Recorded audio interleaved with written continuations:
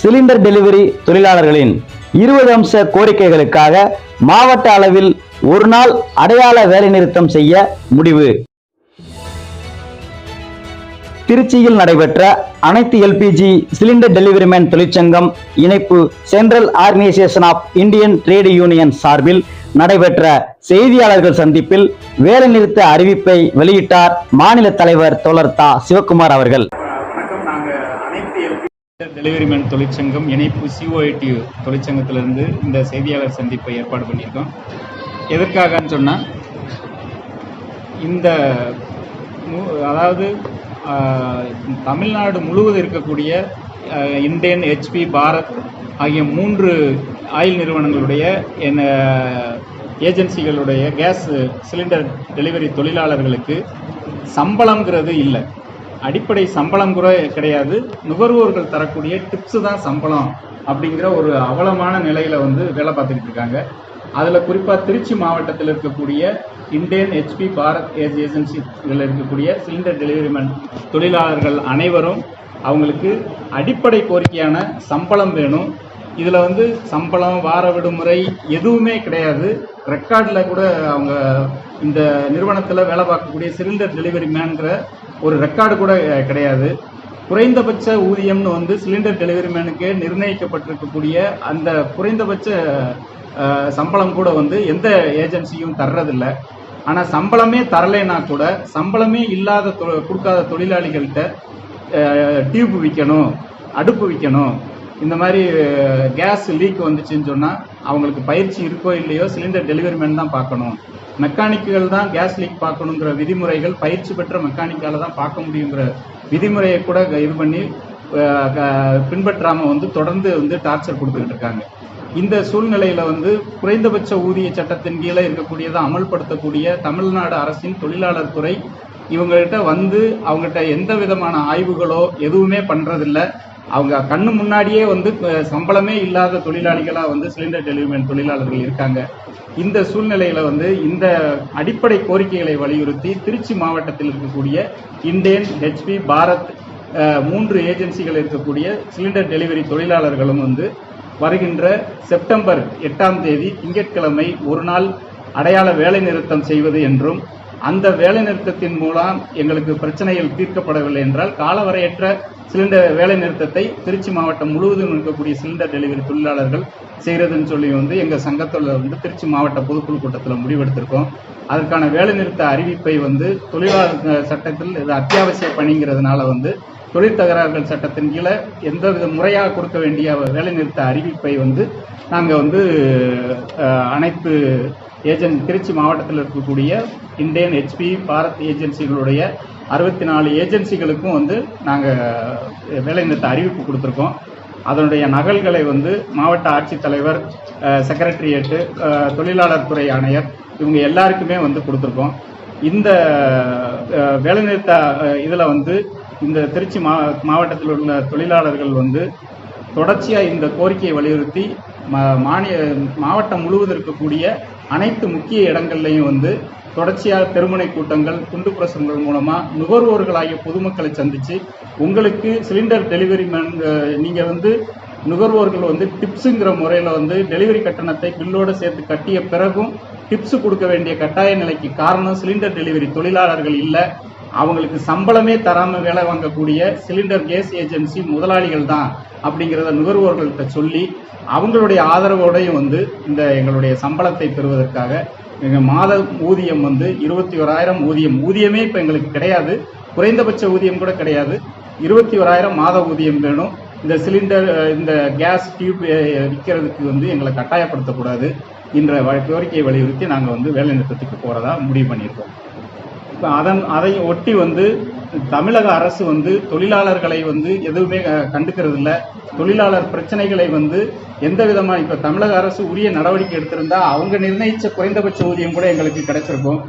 இன்றைய திமுக திராவிட முன்னேற்ற கழக தலைமையிலான அரசு தொடர்ச்சியாக தொழிலாளர்களை புறக்கணிக்கிறது. தொழிலாளர் தொகுப்பு சட்டங்கள் மத்திய அரசு பாஜக அரசு கொண்டு வந்த அந்த தொழிலாளர் சட்டங்களை பாஜகவிற்கு எதிராக நாங்கள் ஆட்சி அமைக்க போகிறோம்னு சொல்லி பாஜக உள்ள வரக்கூடாதுன்னு சொல்லி கடந்த தேர்தலில் வாக்கு வாங்கிட்டு தொழிலாளர் தொகுப்பு சட்டங்கள் தொழிலாளர்களுடைய உரிமைகளை பறிக்கக்கூடிய 300 தொழிலாளிக்கு கீழே இருக்கக்கூடிய தொழிலாளர்களை எந்த ஃபேக்டரியிலையும் எல்லாரையும் வேலை நீக்கம் பண்ணலாம்.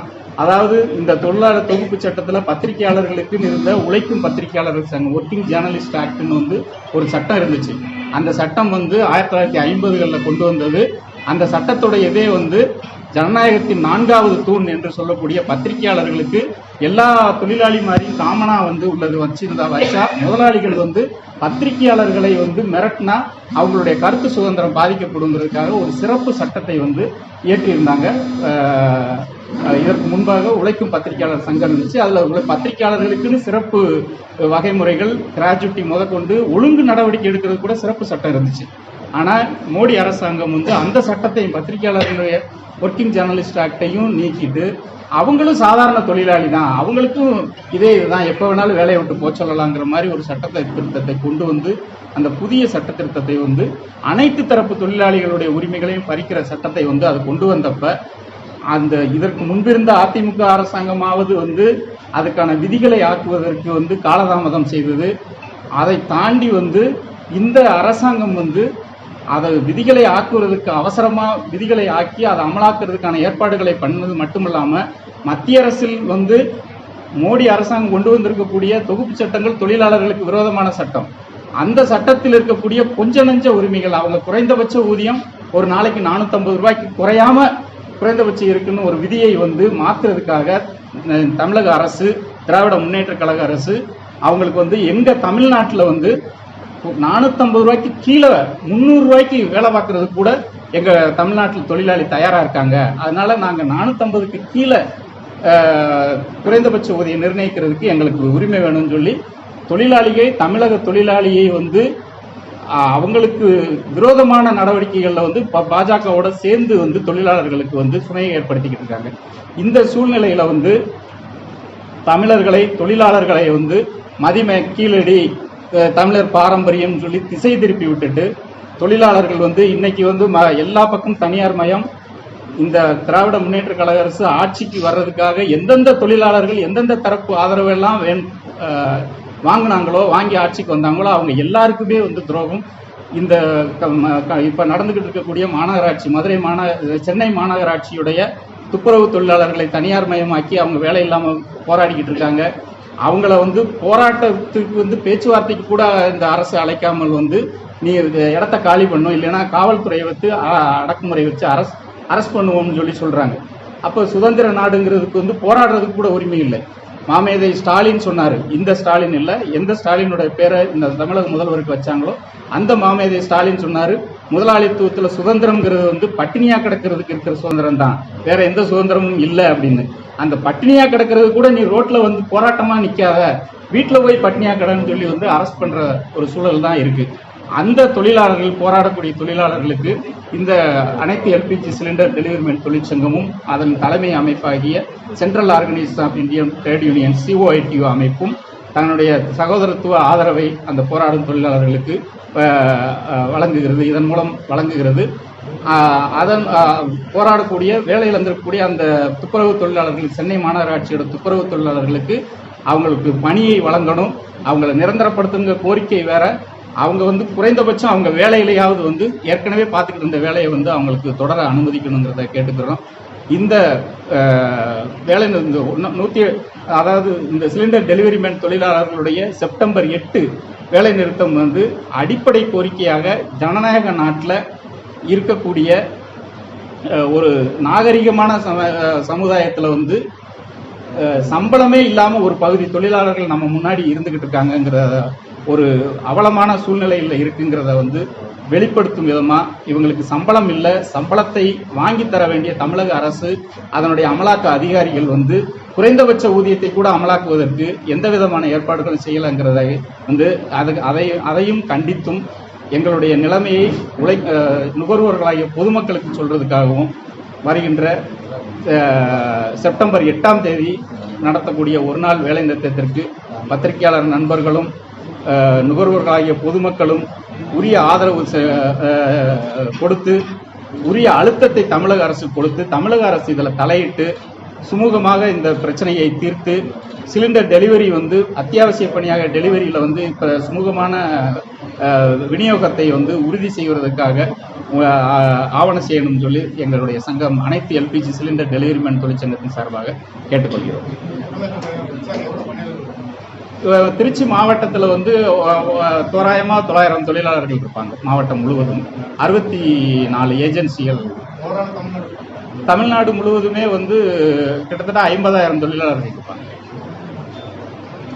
நாங்கள் ஏற்கனவே என்னங்க எப்பயுமே சம்பளம் கிடையாது. எப்பயுமே சம்பளம் கிடையாது. வேலூர்ல வந்து ஒரு கேஸ் ஏஜென்சியில வந்து அதாவது ரெக்கார்டிலே இருக்க மாட்டாங்க. அவங்க வந்து சிலிண்டர் டெலிவரி பண்ணும்போது ஒரு தொழிலாளிக்கு வந்து ஆக்சிடென்ட் ஆகி கொண்டு போனவர் வந்து வெடிச்சிருச்சு. அதை எப்படி எஃப்ஐஆர் போட்டாங்கன்னா, அவர் வீட்டுக்கு சொந்த உபயோகத்துக்கு கொண்டு போகும்போதுல அவர் விபத்தாயிருச்சுன்னு சொல்லி க்ளோஸ் பண்ணிட்டாங்க. எந்த ரெக்கார்டுமே இருக்காது. அதாவது மெக்கானிக்குகள் வந்து 3 மெக்கானிக் வந்து ஒரு கம்பெனியில் குறைந்தபட்சம் இருக்கணும். மெக்கானிக்கு தான் கேஸ் லீக் பார்க்கணுங்கிற விதிமுறையை பின்பற்றாமல் வந்து வேலூரில் வந்து டெலிவரி மேனை வந்து கேஸ் லீக் பார்க்க சொல்லி கட்டாயப்படுத்துறதுனால கன்சியூமரும் அந்த ஒரு பொண்ணு, அவங்க அந்த கன்சியூமர் லேடி கன்சியூமர் 2 பிள்ளைங்க, அவர் டெலிவரி மேன் கூட உதவிக்கு போனவர் 5 பேருமே விபத்துக்கு அந்த வெடிச்சு விபத்தாயிருச்சு. அந்த கேஸ் ஏஜென்சி செந்தூர் அழகர் கேஸ்ன்ற வேலூர்ல உள்ள கேஸ் ஏஜென்சி. அவங்க என்ன பண்ணாங்கன்னா, அவங்க அரசியல் செல்வாக்கை பயன்படுத்தி ஒரு கேஸ் சிலிண்டர் வெடிச்சிச்சின்னு சொன்னா வந்து எக்ஸ்ப்ளோசிவ் வரணும், அவங்கெல்லாம் வந்து ரெக்கார்டு கொடுக்கணும். அவங்க வர்றதுக்கு முன்னாடியே அந்த வீட்டை கதவை உடைச்சி எல்லா தடயங்களையும் அழிச்சு அதை வந்து தொழிலாளி வந்து காசுக்கு ஆசைப்பட்டு இவராக போயிட்டாரு, நாங்கள் மெக்கானிக்கை தான் போக சொன்னோம் அப்படின்னு அப்படியே கதையை மாற்றிட்டாங்க. ஏன்னா எங்களுக்கு எதுக்குமே ரெக்கார்டு கிடையாது. நாங்கள் வேலை பார்க்குறதுக்கே ரெக்கார்டு கிடையாது. நாங்கள் ஒரு demand, one of the demand வந்து எங்கள் எல்லா டெலிவரி பண்ணுறவங்க எல்லாருக்கும் வந்து அவங்க பேர் பட்டியலில் பதிவு பண்ணி அடையாள அட்டை கொடுக்கணுங்கிறதும் ஒரு டிமாண்டு. ரொம்ப அதாவது ஒரு ஜனநாயக நாட்டில் சுதந்திரம் அடைந்து 75 ஆண்டுகளுக்கு மேலே, 3/4 நூற்றாண்டுகளுக்கு மேலே ஆயிடுச்சு, வல்லரசாக போகுதுன்னு சொல்கிற ஒரு நாட்டில் தான் வந்து இங்கே வந்து நம்ம சம்பளமே இல்லாத தொழிலாளிகள், பெயர் பட்டியல் இல்லாத தொழிலாளிகள், அனாமதேய தொழிலாளிகள். ஆனால் இவங்க ஒவ்வொரு வீட்லேயும் சமையலறை வரை போய் வந்து அவங்க டெலிவரி பண்ணுறாங்க. ஆனால் அவங்களுக்கு அடையாள அட்டை கிடையாது, எந்த சம்பளமும் கிடையாதுங்கிற நிலைமை இருக்கு.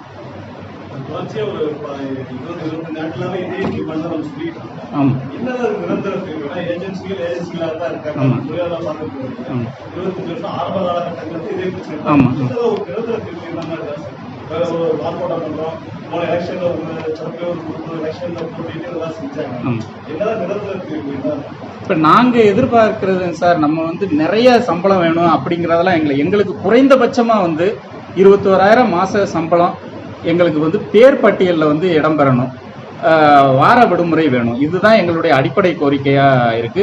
இதுல என்னன்னா வந்து சம்பளமே தராம வந்து பணிச்சுமைகளை ஆயில் கம்பெனி சொல்றாங்கன்னு சொல்லி வந்து ஆயில் கம்பெனிகள் வந்து டியூப் வைக்க சொல்றாங்க, அடுப்பு வைக்க சொல்றாங்கன்னு சொல்லி சுமைகளை ஏத்திக்கிட்டே போறாங்க. ஒரு தார்மீக சம்பளம் கொடுக்காத தொழிலாளிக்கு சம்பளமே தர்றதில்லை, ஆனா அவங்க மேல வேலைகளை ஏத்திக்கிட்டே இருக்குங்கிற ஒரு தார்மீக இது அறம் கூட வந்து கேஸ் ஏஜென்சி முதலாளிகள்கிட்ட இல்லை.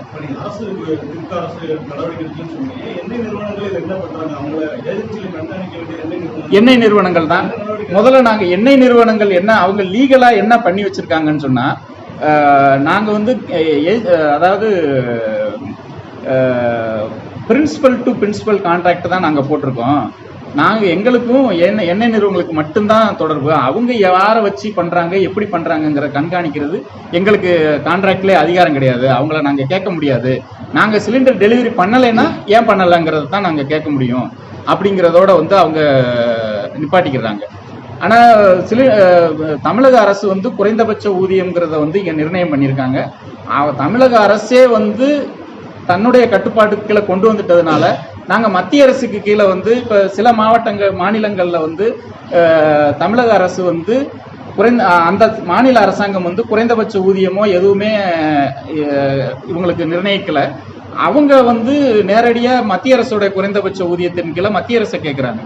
நாங்கள் இவங்க தமிழக அரசு வந்து தமிழக அரசின் கீழே வந்து குறைந்தபட்ச ஊதியம் நிர்ணயிச்சிட்டதுனால நாங்க மத்திய அரசோட இதையும் நாங்க கேட்க முடியல. அங்க கேட்டா உங்களுக்கு அங்க சிலிண்டர் டெலிவரி மேனுக்கே மாசம் இவ்வளவுன்னு சொல்லி நிர்ணயம் பண்ணியிருக்காங்க, நீங்க அங்கதான் கேட்கணும்னு சொல்றாங்க.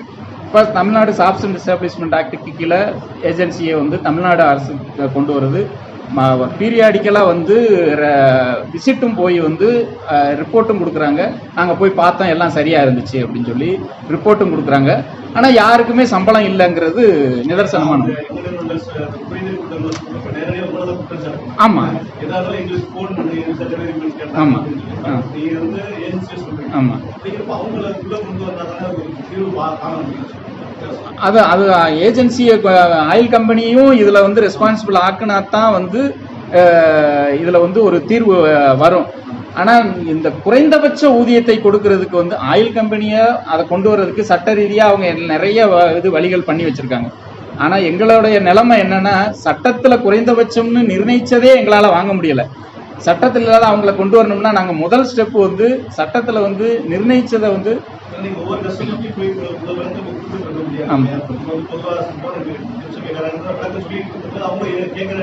இதுல இருக்க மாட்டேன்.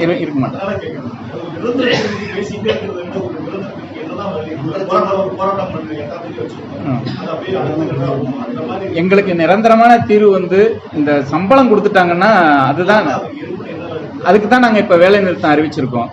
இந்த வேலை நிறுத்தத்துல வந்து எங்களுக்கு சம்பளம் வந்து நாங்க கேட்கறது வந்து பெரிய சம்பளம்லாம் கிடையாது. 21,000 வந்து பெருசா வந்து வாழ முடியாது. ஆனா நாங்க கௌரவமா வந்து உழைத்து கொடுத்துட்டு நுகர்வோருக்கு நாங்க உழைக்கிறோம். ஆனா நுகர்வோரை குறை சொல்ல முடியாது. ஏன்னா அவங்க பில்லோட சேர்த்து டெலிவரி கட்டணம் கட்டிடுறாங்க. அதை வந்து ஆயில் கம்பெனி வந்து ஓனருக்கு கொடுத்துட்றாங்க, ஏஜென்சிக்கு கொடுத்துட்றாங்க. நுகர்வோர் கட்டக்கூடிய டெலிவரி கட்டணம் கேஸ் ஏஜென்சி ஓனருக்கு போயிருது. ஆனா ஓனர் அதை சம்பளமா எங்களுக்கு கொடுத்துருந்தா மறுபடியும் நுகர்வோரை போய் தொந்தரவு பண்ண வேண்டிய அவசியம் கிடையாது. ஆனா இவங்க அதையும் வச்சுக்கிறாங்க. ஏஜென்சி ஆயில் கம்பெனி கூட கமிஷனையும் ஏஜென்சி வச்சுக்கிறாங்க. சம்பளம் இல்லாம வந்து நீ போய் டெலிவரி பண்ணு, அதோட இந்த வேலையை பாரு அந்த வேலையை பாருன்னு சொல்றாங்க. டிப்ஸ் கம்ப்ளைண்ட் வந்துச்சுனாலும் அதையும் எங்க மேலேயே பழி போடுறாங்க. கம்ப்ளைண்ட் வராம பாத்துக்கோப்பா, அவங்க சொல்றது அதிகபட்சம் நீ டிப்ஸ் வாங்காத, நான் தான் உனக்கு சம்பளம் தர்றேன்னு, நீ ஏன் டிப்ஸ் வாங்குறன்னு மாறலா சொல்லக்கூடிய ஒரு மாரல் அத்தாரிட்டி கேஸ் ஏஜென்சி முதலாளிகளுக்கு இல்லாததுனால டிப்ஸ் வாங்காதன்னு எந்த கேஸ் முதலாளி சொல்றது இல்லை. பிரச்சனை வராம பாத்துக்கோப்பா.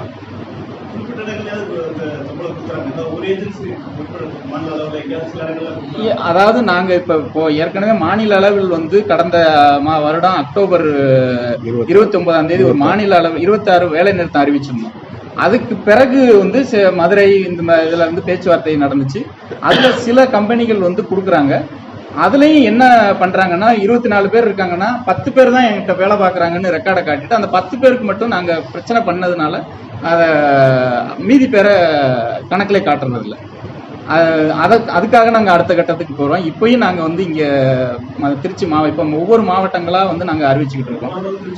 இப்போ திருச்சி மாவட்டம் ஒவ்வொரு மாவட்டங்களாக வந்து ஒரு முறையற்ற தொழிலாக இருக்கக்கூடியதை வந்து ஒரு முறையான தொழிலாக மாற்றுறதுக்கு எல்லா தொழிலாளிகள் மாதிரியும் சிலிண்டர் டெலிவரி தொழிலாளியும் 8 மணி நேரம் வேலை பார்த்தோமா, ஒரு சம்பளத்தை வாங்கணுமா, நிம்மதியாக பிள்ளைகளோட இருந்தோமாங்கிற ஒரு வாழ்க்கையை வந்து அமைச்சு கொடுக்கறதுக்காக நாங்கள் எங்களுடைய சங்கம் வந்து முயற்சி பண்ணிட்டோம். திருச்சி மாவட்டத்தில் வந்து மொத்தம் தொழிலாளிகள் 900 பேர் இருக்காங்க. நாங்கள் ஒரு ஓவராலாக வந்து ஒரு 300-400 பேர் இருக்கோம். மாநிலம் முழுவதும் ஒரு 2,000-2,500 பேர் இருக்கும்.